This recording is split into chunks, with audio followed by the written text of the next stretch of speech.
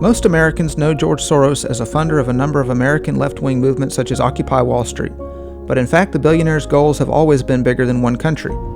In 2017, the U.S. only received 15% of his Open Society Foundation's dedicated funding, and Soros's international actions prove how effective he can be. Soros was active in fostering Eastern Europe's multiple color revolutions in nations including Kyrgyzstan, Georgia, and Ukraine, also supported by the U.S. government. Unfortunately, Soros's attempts to bring greater transparency, democracy, and liberalism to those nations resulted in more corruption, poverty, and civil war. Soros's actions have also sometimes served to violate the will of the citizens. See his work in Romania. Soros-backed organizations have been active in Romania since 1990, the year after Romania's communist dictator was deposed. Soros poured $160 million into the country as of 2014. Measured relative to the size of the nation's economy, that's more money than he spent in America. After a fire killed multiple people in a former Bucharest factory-turned-nightclub, outrage mounted that corrupt bribed politicians had allowed the nightclub to ignore safety codes.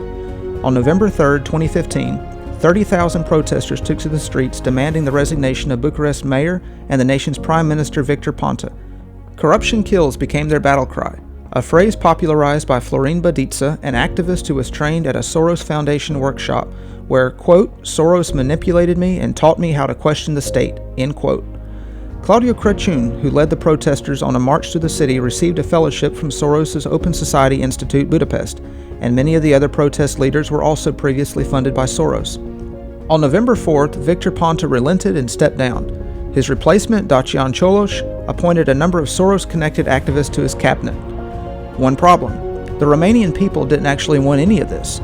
On a poll taken on November 6th, only 7% of respondents said that they held the government responsible for the tragedy. Just 12% blamed the political class in general. A whopping 69% even rated the government's response to the tragedy favorably. Somehow, in a country of 20 million people, less than 30,000 protesters with the sympathy of less than 15% of the population, Soros-trained activists managed to force the government to surrender. In America, we need to watch out for similar popular uprisings today. Just because they're made to look popular doesn't mean the polling bears that out. But such optics have served Soros' agenda well in Europe, and they can be made to do so here. I'm Jacob Grandstaff. To learn more, read the full article on our website. Thanks for watching.